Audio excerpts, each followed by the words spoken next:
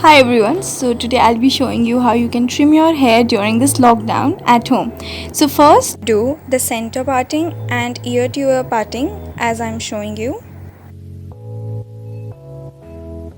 And then to section your hair in 3 equal parts, and then with the help of a comb you can untangle them and place your finger just as I have shown you, and then with a pair of scissors you need to cut the desired length.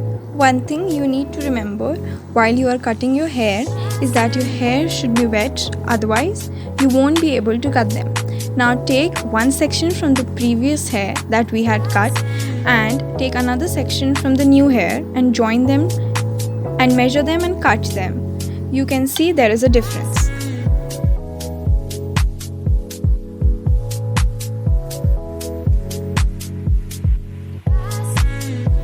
Taking section by section, trim your hair.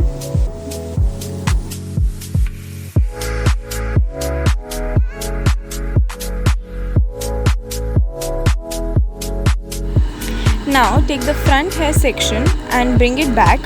Join it with the back hair section. Now take this section and cut them accordingly.